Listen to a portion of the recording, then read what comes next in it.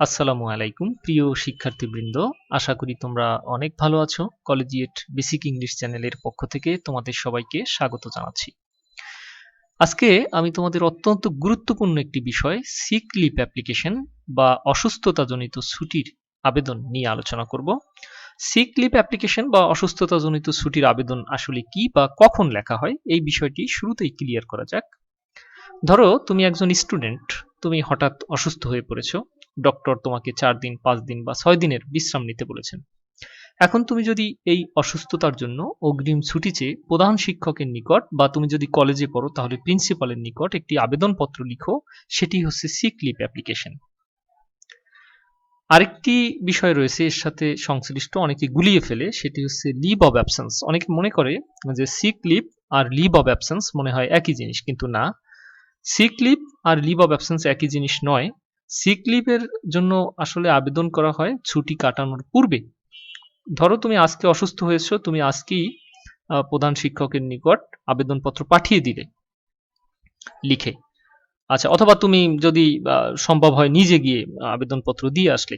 এটি হচ্ছে যে সিক লিভ, অর্থাৎ ছুটি কাটানোর পূর্বে আবেদন। আর লিভ অফ অ্যাবসেন্স হচ্ছে, ধরো তুমি 4 দিন বা 5 দিন বা 6 দিন অসুস্থতার জন্য স্কুলে উপস্থিত হতে পারোনি বা কলেজে উপস্থিত হতে পারোনি। তো তারপরে যেদিন উপস্থিত হয়েছো তার পরের দিন, সেদিন তুমি এই যে 4 দিন 5 দিন বা 6 দিন তুমি স্কুলে উপস্থিত হতে পারোনি, তার জন্য সেই ততদিনের ছুটির জন্য সেটা ছুটি হিসেবে গণ্য করার জন্য তুমি আবেদনপত্র লিখলে হেডমাস্টার বা প্রিন্সিপাল যাই হোক তার বরাবর। এটি হচ্ছে আসলে লিভ অফ অ্যাবসেন্স। তো কাজী এটি হলো আসলে মূল পার্থক্য। একটি হচ্ছে অগ্রিম যখন ছুটি কাটানো হয় তখন চাওয়া হয়, আবেদন করা হয়, সেটি হচ্ছে সিক লিভের আবেদন। আর ছুটি কাটানোর পরে অথবা অনুপস্থিত থাকার পরে সেটাকে ছুটি হিসেবে গণ্য করার জন্য যেটা আবেদন করা হয় সেটা হচ্ছে লিভ অব অ্যাবসেন্স। যাই হোক, আমি অত্যন্ত সহজ ভাষায় আজকের এই অ্যাপ্লিকেশনটি আলোচনা করব। গ্রামাটিক্যাল বিষয়গুলো তোমাকে বলবো আর অনুবাদ করে দেব। আশা করি তোমার খুবই উপকারে আসবে আজকের এই ভিডিওটি।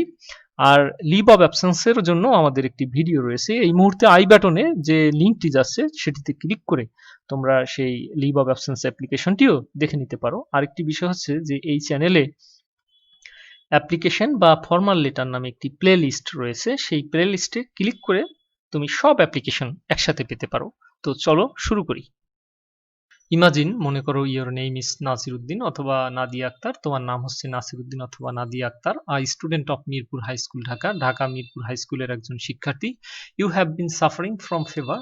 তুমি জ্বরে ভুগছিলে সিন্স লাস্ট নাইট, গত রাত থেকে। দ্য ডক্টর, ডাক্তার, অ্যাডভাইস ইউ, তোমাকে অ্যাডভাইস দিয়েছেন বা উপদেশ দিয়েছেন, টু টেক রেস্ট, বিশ্রাম নেওয়ার জন্য, ফর ফিউ ডেজ, কিছুদিনের জন্য। নাও, এখন রাইট অ্যান অ্যাপ্লিকেশন, একটি অ্যাপ্লিকেশন লিখো, to the headmaster of your school, তোমার বিদ্যালয়ের প্রধান শিক্ষকের নিকট, ফর সিক লিভ, অসুস্থতাজনিত ছুটির জন্য। শিক্ষার্থী বন্ধুরা, সবার প্রথমে তোমরা তারিখ দিয়ে শুরু করবে। তো তারিখ হচ্ছে যে তারিখে তুমি এই আবেদনপত্রটি উপস্থাপন করবে সেই তারিখ। সেটি হচ্ছে, ধরে নিই আজকে 11 ডিসেম্বর 2020। এই তারিখে আমি আবেদনপত্রটি উপস্থাপন করব বা তুমি উপস্থাপন করবে। আরেকটি বিষয় হচ্ছে যে এই তারিখটি, ধরো তুমি আজকে থেকে তুমি ছুটি চাচ্ছ আগামী 5 দিনের, তো আজকের তারিখ। আচ্ছা, তো কার বরাবর লিখছো? যেহেতু স্কুল, তাহলে দ্য হেডমাস্টার লিখবে। আর সেই স্কুলের নাম, তোমার স্কুলটি কোথায় এবং সেটার নাম কি সেটি লিখবে, Mirpur high school Dhaka. Subject হচ্ছে application for 5 days sick leave, অর্থাৎ 5 দিনের অসুস্থতাজনিত ছুটির আবেদন। শিক্ষার্থী বন্ধুরা, অনেক অ্যাপ্লিকেশনেই লেখা থাকে যে প্রেয়ার ফর, প্রেয়ার মানে হচ্ছে প্রার্থনা। আসলে প্রার্থনা মানুষের কাছে করা যায় না, প্রার্থনা হচ্ছে সৃষ্টিকর্তার কাছে। তো কাজেই আমরা সে কারণে প্রেয়ার ফর না লিখে অ্যাপ্লিকেশন ফর লিখব। আর এই অ্যাপ্লিকেশন ফর, দেখো এই ফরের পরেই কিন্তু প্রশ্নেই রয়েছে, সুতরাং প্রশ্ন দেখেই কিন্তু তুমি লিখতে পারবে। যেমন লক্ষ্য করো, এই যে এই ফর ফর সিক লিভ, তাহলে আমিও কিন্তু লিখেছি যে ফর 5 days সিক লিভ। তার মানে কি? তার মানে হচ্ছে যে ফরের পরের অংশটুকু কিন্তু তোমরা প্রশ্ন থেকেই লিখতে পারবে। যাই হোক, তাহলে আসি। ডিয়ার স্যার, সবার প্রথমে সম্বোধন dear sir. Okay, with due respect মানে হচ্ছে যথাযথ সম্মানের সাথে। আই উড লাইক, এই যে উড লাইক শব্দটির অর্থ হচ্ছে চাই। এখন সেই চাওয়াটা হচ্ছে বিনয়ের সাথে চাওয়া। উড আসলে বিনয়ের বা বিনীতভাবে যদি কিছু অনুরোধ করা হয় তাহলে উড ব্যবহৃত হয়। তাহলে আই উড লাইক, আমি বিনীতভাবে চাই, টু ইনফর্ম জানাতে চাই, ইউ আপনাকে, দ্যাট যে, আই হ্যাভ বিন সাফারিং আমি ভুগছি, ভুগে আসছি, ফ্রম ফেভার জ্বরে, সিন্স লাস্ট নাইট গত রাত থেকে। একটি চমৎকার জিনিস লক্ষ্য করো, সেটি হলো যে এই যে আমি গত রাত থেকে জ্বরে ভুগে আসছি, তো এই যে এটি হচ্ছে কিন্তু present perfect continuous tense. Present perfect continuous টেন্সটা কখন হয়? যখন কোনো কাজ অতীতে শুরু হয়ে বর্তমানেও চলছে, সেটি কিন্তু প্রেজেন্ট পারফেক্ট কন্টিনিউয়াস টেন্স। তো কাজেই তোমার জ্বরটা শুরু হয়েছে রাতে, গত রাতে, এবং সেটা কিন্তু এখনো শেষ হয়ে যায়নি, এখনো চলছে। তো সে কারণে আমরা এই টেন্সটা ব্যবহার করব। আর এই সিন্স কখন ব্যবহৃত হয়? যখন সময় নির্দিষ্ট থাকে তখন সিন্স, যেমন লাস্ট নাইট, কখন থেকে? লাস্ট নাইট থেকে। তো সে কারণে আমরা কিন্তু এই সিন্স শব্দটি ব্যবহার করেছি। কিন্তু যদি 2 ঘন্টা 3 ঘন্টা বা 2 দিন যাবত হতো, কোন 2 দিন সেটা কিন্তু নির্দিষ্ট যদি না হতো তাহলে কিন্তু আমরা ফর ব্যবহার করতাম, যে ফর 2 ডেজ, ফর 3 ডেজ। কিন্তু আমার এক্ষেত্রে কিন্তু নির্দিষ্ট, যে কখন থেকে? লাস্ট নাইট, গত রাত থেকে। তার মানে নির্দিষ্টতার ক্ষেত্রে সিন্স, আর যদি নির্দিষ্ট না হয়ে অনির্দিষ্ট হতো তাহলে ফর ব্যবহার করতাম। আর এটা প্রেজেন্ট পারফেক্ট কন্টিনিউয়াস টেন্স। কেন? তোমরাও সেটা কেন ব্যবহার করবে? কারণ কোনো কাজ অতীতে শুরু হয়ে বর্তমানেও চলছে। তার তোমার জ্বরটা শুরু হয়েছে গতকাল রাতে, সেটা এখনো অবধি আছে বা চলছে, আরো হয়তো চলবে। তো এই যে অবস্থা, এটা আসলে প্রেজেন্ট পারফেক্ট কন্টিনিউয়াস টেন্স দিয়ে প্রকাশিত হয়। তো কাজে এই জন্য আমি প্রেজেন্ট পারফেক্ট কন্টিনিউয়াস করেছি। আই এর পরে হ্যাভ, কারণ আই এর পরে হ্যাভ বসে। তো আই প্রেজেন্ট পারফেক্ট কন্টিনিউয়াস টেন্সের অক্সিলারি ভার্ব হচ্ছে হ্যাভ বিন, হ্যাজ বিন। তো যদি হি বা থার্ড পারসন সিঙ্গুলার নাম্বার হতো তাহলে আমি হ্যাজ বিন ব্যবহার করতাম, যেহেতু আই তাই সে কারণে হ্যাভ বিন। আর সবসময় মনে রাখবে কন্টিনিউয়াস টেন্স মানেই হচ্ছে ভার্বের সাথে আইএনজি, সে কারণে সাফারিং, সাফার, আর সাফার শব্দটার পরে কিন্তু একটি অ্যাপ্রোপ্রিয়েট প্রিপোজিশন ফ্রম বসে। তো সে কারণে I have been suffering from, আমি জ্বরে ভুগছি। ওকে, সাফারিং এর কারণে কিন্তু ফ্রম আসছে, কারণ সাফারের পরে অ্যাপ্রোপ্রিয়েট প্রিপোজিশন ফ্রম বসে, সাফার ফ্রম। ওকে, ফিভার মানে হচ্ছে জ্বরে, সিন্স থেকে, লাস্ট নাইট গত রাত থেকে। ওকে, দ্য ডক্টর মানে হচ্ছে ডাক্তার, এই ডাক্তার হচ্ছে তোমার পরিচিত, সে কারণে দি ব্যবহৃত হয়েছে। যে আচ্ছা যাই হোক, দ্য ডক্টর, ডক্টর অ্যাডভাইসড, যেহেতু তুমি এখন লিখছো, তো উপদেশ দিয়েছেন তার আগে, সে কারণে এটি পাস্ট ইনডেফিনিট টেন্স। অর্থাৎ দ্য ডক্টর অ্যাডভাইসড, ডক্টর আমাকে উপদেশ দিয়েছিলেন, মি মানে আমাকে। আচ্ছা, তাহলে কি উপদেশ দিয়েছিলেন? টু টেক রেস্ট, বিশ্রাম করতে। অর্থাৎ দেখো, একই সেন্টেন্সে দুটি ভার্ব ব্যবহার করতে গেলে, এই যে অ্যাডভাইস একটি ভার্ব, পরে টেক আর একটি ভার্ব, তাই এই কারণে এই যে সেই টেক ভার্বটি পূর্বে টু ব্যবহৃত হয়েছে। তাহলে আমি গ্রামাটিক্যাল কেন আলোচনা করতেছি? আসলে গ্রামার ছাড়া তো তুমি লিখতে পারছো না সঠিকভাবে, তো সে কারণে লিখতে যেখানেই লেখা সেখানেই তো গ্রামার, আর গ্রামার কিভাবে শুদ্ধ করে লিখতে হবে সেটা তো অবশ্যই আলোচনা করতে হবে, তা নাহলে তো তুমি গ্রামাটিক্যাল বিষয়টা বুঝবে না, লিখতে পারবে না, সেন্টেন্সটি কারেক্ট করতে পারবে না। সে কারণেই আসলে আমি গ্রামারের আলোচনাটাও করছি। দ্য ডক্টর, ডক্টর অ্যাডভাইসড উপদেশ দিয়েছিলেন, মি আমাকে। অ্যাডভাইসের কাজটি অতীতে কালে হয়েছে, আগে হয়েছে, সে কারণে অ্যাডভাইসের past tense advised, advised me আমাকে উপদেশ দিয়েছেন, টু টেক রেস্ট, রেস্ট নেয়ার নিতে, টু টেক রেস্ট, রেস্ট নিতে, ফর কত সময়ের জন্য? ফর অ্যাট লিস্ট 5 ডেজ, কমপক্ষে 5 দিনের জন্য। ওকে, আচ্ছা, সো সুতরাং, আই নিড আমার প্রয়োজন, 5 ডেজ লিভ আমার 5 দিনের ছুটি প্রয়োজন। এই দেখো, আই হচ্ছে ফার্স্ট পারসন, সে কারণে এটি প্রেজেন্ট ইনডেফিনিট টেন্স, তো সে কারণে ভার্বের সাথে এস বাই এস যুক্ত হয়নি, নিড হচ্ছে ভার্ব। সো আই নিড, তাই আমার প্রয়োজন, 5 ডেজ, কি প্রয়োজন? 5 ডেজ লিভ, 5 দিন ছুটি প্রয়োজন। ফ্রম, কখন থেকে কখন? ফ্রম থেকে। আচ্ছা, ফ্রম 11 ডিসেম্বর, 11 ডিসেম্বর 2020, মানে কি? দেখো, তারিখের মধ্যে কোথাও কমা বা ফুল স্টপ তোমরা ব্যবহার করবে না। 11 ডিসেম্বর, 11 ডিসেম্বর 2020, 11 ডিসেম্বর 2020 থেকে, এই যে থেকে, ফ্রম তো বললামই, ফ্রম 11 ডিসেম্বর 2020, 11 ডিসেম্বর 2020 থেকে কত পর্যন্ত? টু মানে পর্যন্ত, টু 15 ডিসেম্বর 2020, 15 ডিসেম্বর 2020 পর্যন্ত। দেখো একটা জিনিস, এক্ষেত্রে 5 দিন কিভাবে হয়, দেখো 11 ডিসেম্বর যেদিন থেকে মানে সঙ্গে নিয়ে, ফ্রম 11 ডিসেম্বর 11 ডিসেম্বর থেকে মানে কি সঙ্গে নিয়ে, অর্থাৎ তুমি যে তারিখটি এক্ষেত্রে লিখলে সেই তারিখ থেকে কিন্তু সেই দিন তাহলে কাউন্ট হবে। তাহলে ধরে নাও 11 ডিসেম্বর থেকে, তাহলে 11, 12, 2, 13, 3, 14, 4, 15, 5। ওকে, আচ্ছা।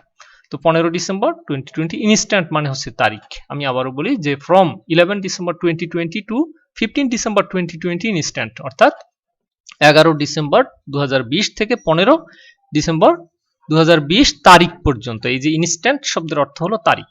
আচ্ছা, in truth of my statement, in truth মানে সত্যতায়, অফ মাই আমার স্টেটমেন্ট আমার বর্ণনার সত্যতায়, মানে তুমি যে এই যে বর্ণনাটা করলে তার সত্যতা প্রমাণে বা সত্যতা স্বরূপ, আমি হ্যাভ প্রেজেন্টেড উপস্থাপন করেছি, এই যে উপস্থাপন করেছি প্রেজেন্ট পারফেক্ট টেন্স, অর্থাৎ যে কাজ ইতিমধ্যে শেষ হয়েছে কিন্তু তার ফল এখনো বিদ্যমান আছে, তোমার সেই প্রেজেন্টের এটা আছে অস্তিত্বটা। যাই হোক, আই হ্যাভ প্রেজেন্টেড আমি উপস্থাপন করেছি দ্য প্রেসক্রিপশন, অর্থাৎ প্রেসক্রিপশন বা ব্যবস্থাপত্র অব দ্য ডক্টরের অ্যালং উইথ মানে সাথে, দিস অ্যাপ্লিকেশন এই অ্যাপ্লিকেশনের সাথে, ফর ইয়োর কাইন্ড কনসিডারেশন আপনার সদয় বিবেচনার জন্য, ফর জন্য, ইয়োর আপনার, কাইন্ড সদয়, কনসিডারেশন বিবেচনা, আপনার সদয় বিবেচনার জন্য আমি উপস্থাপন করলাম। ব্যাপারটা হচ্ছে এই যে তুমি যে আবেদনপত্রটি লিখছো এবং তুমি অসুস্থতার কথা বলেছো, তাহলে তার তো একটা প্রমাণপত্র লাগবে, সেটাই হচ্ছে এইখানে লেখা হয়েছে যে আমার কথার সত্যতা প্রমাণে আই হ্যাভ প্রেজেন্টেড আমি উপস্থাপন করেছি the prescription of the doctor, অর্থাৎ ডক্টরের যে প্রেসক্রিপশন, তুমি যদি ডক্টর দেখাতে যাও তাহলে কিন্তু ডক্টর তোমাকে একটা প্রেসক্রিপশন দিবে, তাতে ঔষধের নাম লেখা থাকবে, তোমার কি অসুবিধা, তোমার কি অসুস্থতা সেটা লেখা থাকে। তো সে কারণে বলা হয়েছে যে সেটা আমি কিন্তু উপস্থাপন করলাম। তো ডক্টরের সার্টিফিকেটের কথাও বলা হয়ে থাকে, তো সার্টিফিকেট আলাদা জিনিস, তারপরেও সেই প্রেসক্রিপশন উপস্থাপন করলেই আসলে হয়ে যায়। তো যাই হোক, of the doctor along with সাথে, দিস অ্যাপ্লিকেশন এই অ্যাপ্লিকেশনের সাথে, ফর ইউর কাইন্ড কনসিডারেশন আপনার সদয় বিবেচনার জন্য উপস্থাপন করলাম। দেয়ারফর এটা হচ্ছে শেষ অংশ, দেয়ারফর সুতরাং, আই এক্সপেক্ট দ্যাট আমি প্রত্যাশা করি যে, you would be kind enough আপনি যথেষ্ট সদয় হবেন, টু গ্র্যান্ট মঞ্জুর করতে, মি আমাকে, লিভ ছুটি মঞ্জুর করতে, ফর দোজ ডেজ এই দিনগুলোতে।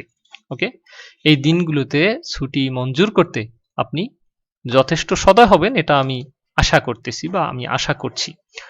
তারপর সে সর্বশেষে লিখবে যে, ইয়ার্স অবিডিয়েন্টলি আপনার একান্ত অনুগত, তোমার নাম লিখবে নাসির উদ্দিন, যেহেতু প্রশ্নে বলা আছে যে কি নাম, আর ক্লাস তোমার যে ক্লাসে পড়ছো সেই ক্লাসের নাম, রোল নম্বর তোমার রোল নাম্বার লিখবে, আর তোমার যে স্কুল সেই স্কুলের নাম লিখবে, মিরপুর হাই স্কুল ঢাকা, তুমি যদি কলেজে পড়ো তাহলে কলেজের নাম লিখবে। শিক্ষার্থী বন্ধুরা, এই সংক্রান্ত আমাদের একটি বই রয়েছে, বইটির নাম হচ্ছে collegiate and essential book of paragraph composition letter and application, ষষ্ঠ থেকে নবম এসএসসি এইচএসসি ডিগ্রি পাস এবং অনার্স কোর্সের শিক্ষার্থীদের জন্য খুবই গুরুত্বপূর্ণ একটি বই। এই বইটিতে তোমার প্রয়োজনীয় সকল formal letter, informal letter, paragraph composition, graph, chart, CV with cover letter, dialogue writing, summary, completing sentence সবগুলো রয়েছে, অনুবাদ সহকারে ইমেল রাইটিং এবং লেখার বিশেষ টেকনিক রয়েছে, এবং খুবই সহজ ভাষায় লিখিত, সাধারণ স্টুডেন্টের কথা চিন্তা করে বইটি তৈরি করা হয়েছে। যে কোনো মানের স্টুডেন্ট বইটি পড়ে খুব দ্রুত প্রিপারেশন নিতে পারবে এবং পরীক্ষায় আশা করি আশানুরূপ ফলাফল করতে পারবে। বইটি শুধুমাত্র অনলাইনে ক্রয় করতে পারবে তোমরা, শুধুমাত্র অনলাইনে। এই বইটিতে ফ্রি হ্যান্ড রাইটিং অর্থাৎ ইংরেজি বানিয়ে লেখার, ছোট ছোট সেন্টেন্স দিয়ে ইংরেজি বানিয়ে লেখার বিশেষ টেকনিক রয়েছে।